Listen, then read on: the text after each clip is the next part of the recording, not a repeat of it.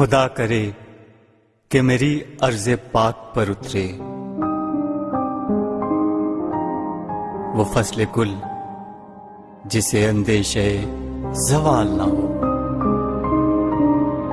یہاں جو پھول کھلے کھلا رہے صدیوں، یہاں خزاں کو گزرنے کی بھی مجال نہ ہو۔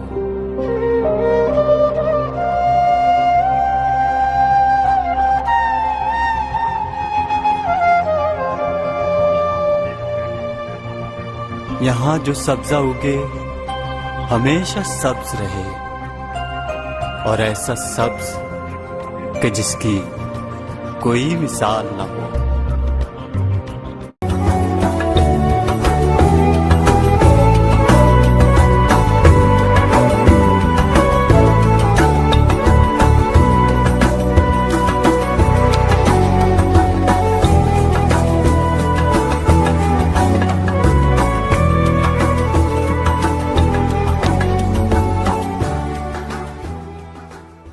الذين إن مكناهم في الأرض أقاموا الصلاة وآتوا الزكاة وأمروا بالمعروف ونهوا عن المنكر ولله عاقبة الأمور۔ اعوذ باللہ من الشیطان الرجیم، بسم اللہ الرحمن الرحیم۔ رمضان مبارک کے 27ویں سبق کے ساتھ آپ کی خدمت میں حاضر ہوں۔ نہایت ہی محترم دوستوں اور ساتھیوں، قمری لحاظ سے آج پاکستان کا یوم آزادی ہے۔ پاکستان 27 رمضان مبارک کی شب میں قائم ہوا اور جمعۃ الوداع کا دن تھا۔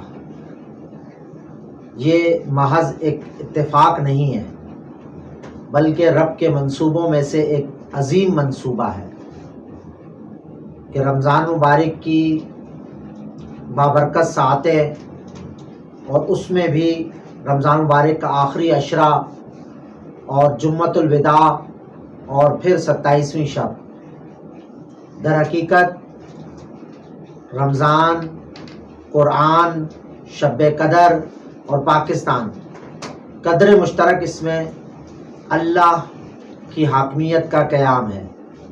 پاکستان کا قیام بھی اسی بنیاد پہ قائم کیا گیا کہ لا الہ الا اللہ محمد رسول اللہ۔ پاکستان کا مطلب کیا؟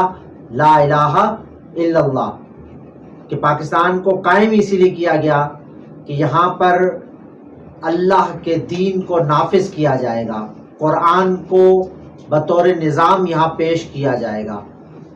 بر صغیر کے مسلمانوں نے جنہوں نے اس کی آزادی کے لیے جدوجہد کی، قربانیاں دی، یہ اس خطے سے تعلق رکھتے تھے، ان علاقوں سے تعلق رکھتے تھے کہ جن کو اس بات کا علم تھا کہ ان حصوں نے پاکستان کا حصہ نہیں بننا، اور قیام پاکستان کی جدوجہد کے قیام کی جدوجہد میں حصہ لینے کی پاداش میں ان کے لیے ان کی زندگی کس قدر تنگ کر دی جائے گی، اس سب چیزوں کا ان کو اندازہ تھا۔ اس کے باوجود بر صغیر کے مسلمانوں نے دن رات ایک کیے، لے کے رہیں گے پاکستان، بٹ کے رہے گا ہندوستان، اور پاکستان کا مطلب کیا؟ لا الہ الا اللہ کے نعرے لگائے، گلی گلی کوچا کوچا گئے، ہر مومنٹ کے اندر وہ پیش رہے، اور قربانیوں کے معاملے میں بھی وہ سب سے آگے رہے۔ اور ہجرت کے وقت بھی تاریخ انسانی کی بڑی ہجرتوں میں سے ایک ہجرت تھی کہ لاکھوں کی تعداد میں لوگوں نے ہجرت کی۔ اور جب پاکستان کی طرف بذریعہ جب ٹرین پاکستان کی حدود میں داخل ہوتی تھی تو ڈرائیور کے علاوہ باقی ساری لاشیں ہوتی تھیں اور خون بہہ رہا ہوتا تھا۔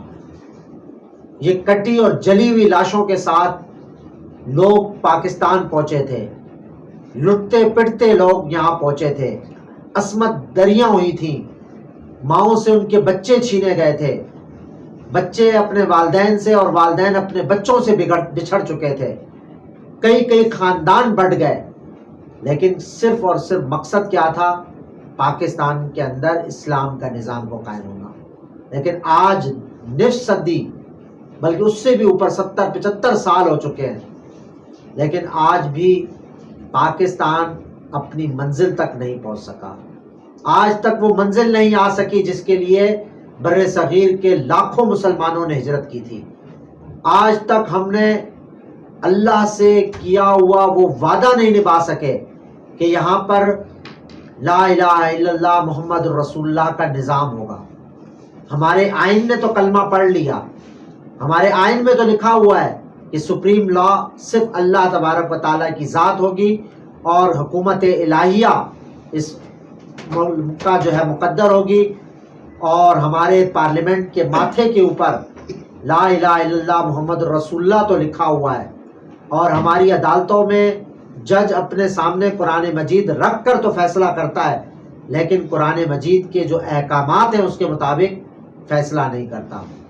رمضان المبارک میں ہم ختم قرآن کرتے ہیں، رمضان المبارک میں ہم قرآن مجید کی تلاوت کرتے ہیں، رمضان کریم میں ہم قرآن مجید میں جو ہے تراویح میں سنتے ہیں، لیکن اسی قرآن مجید میں اللہ تبارک و تعالیٰ فرما رہے ہیں فَمَن لَّمْ يَحْكُم بِمَا أَنزَلَ اللَّهُ فَأُولَٰئِكَ هُمُ الْفَاسِقُونَ.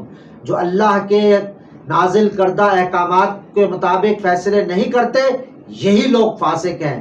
اور پھر فرمایا فَمَن لَّمْ يَحْكُم بِمَا أَنزَلَ اللَّهُ فَأُولَٰئِكَ هُمُ الظَّالِمُونَ. جو لوگ اللہ کے احکامات کے مطابق فیصلے نہیں کرتے یہی لوگ ظالم ہیں. اور پھر آگے فرمایا کہ فَمَن لَّمْ يَحْكُم بِمَا أَنزَلَ اللَّهُ فَأُولَٰئِكَ هُمُ الْكَافِرُونَ. کہ یہی لوگ کافر ہیں. فاسق، ظالم اور کافر لوگوں کو کہا گیا جو اللہ کے احکامات ہونے کے باوجود اللہ کے احکامات کے بجائے آج بھی انگریز کا قانون چل رہا ہے. آج بھی ہمارے اسکولوں اور کالجوں اور یونیورسٹیوں میں انگریز کا بنایا ہوا نظام تعلیم چل رہا ہے. آج بھی ہمارے تھانوں کے اندر FIR سے لے کر مقدمات تک اور مقدمات کے فیصلوں سے لے کر پھانسیوں تک سب انگریزوں کے بنائے ہوئے قانون کے مطابق ہوتا ہے. آج بھی ہمارے سڑک کے قوانین تک انگریزوں کے بنائے ہوئے ہیں. ہم کہاں کے مسلمان، کہاں کا قیام پاکستان. لہٰذا اس رمضان مبارک کی بابرکت ساعتوں میں جہاں ہم اللہ تبارک و تعالیٰ کے حضور کھڑے ہوتے ہیں وہاں اللہ تبارک و تعالیٰ کے سامنے پشیمانی کے ساتھ ہمیں اس بات کا اقرار کرنا چاہیے کہ اے اللہ آج تک ہم نے اپنے سروں کے اوپر ان لوگوں کو مسلط کیا جو ذاتی مفادات کے ساتھ یا عالمی ایجنڈے کے مطابق اپنے حکومتوں کو چلایا کرتے تھے. اے اللہ ہم ہمیشہ ٹرک کی بتی کے پیچھے لگ گئے. اے اللہ ہم ہمیشہ کھوکھلے نعروں اور کھوکھلی تبدیلیوں کے جھانسے میں آتے رہے. اے اللہ تیرے بندے ہمارے سامنے دین کو پیش کرتے رہے، دین کے نظام کو پیش کرتے رہے، ہمیں پکارتے رہے کہ لوگوں اسلامی پاکستان ہی خوشحال پاکستان ہے، لیکن ہم نے ان کی باتوں کو اگنور کیا جس کا خمیازہ آج ہم بھگت رہے ہیں. آج ہم دنیا میں کتنے مقام پر کھڑے ہوئے ہیں. ذرا اس کا اندازہ آپ اپنا گرین پاسپورٹ لے کر دنیا کی کسی بھی ایئرپورٹ پہ چلے جائیں، جس ذلت کے ساتھ آپ کے ساتھ رویہ رکھا جائے گا آپ کو اندازہ ہو جائے گا کہ ہمارے حکمرانوں نے ہمارا امیج دنیا کے سامنے کیا رکھا ہوا ہے. میرے دوستوں اور میرے بھائیوں، آج ہماری کرنسی ایشیا کے کئی ممالک سے جو ہے وہ نیچے آ چکی ہے. بنگلہ دیش سے نیچے آ چکی ہے، سری لنکا سے نیچے آ چکی ہے، خود افغانستان سے ہماری کرنسی نیچے آ چکی ہے. معاشی طور پر اور دنیاوی طور پر بھی ہم دنیا کے اندر بہت زیادہ پستیوں میں گر چکے ہیں، اور کتنی پستی میں گریں گے. آئیے بیدار ہوئیے. اس شب بیداریاں جب ہم کر رہے ہیں تو اپنے ضمیر کو بھی بیدار کیجئے تاکہ آپ کی تقدیر بھی بیدار ہو جائے. اللہ تبارک و تعالیٰ سے دعا ہے کہ اللہ تبارک و تعالیٰ ہمیں صالح حکمران عطا فرمائے. اللہ تبارک و تعالیٰ سے دعا ہے کہ اللہ تبارک و تعالیٰ جب فیصلہ کرنے کا وقت آئے اس وقت ہماری عقل حاضر ہو اور ہم بہترین فیصلہ کر سکیں.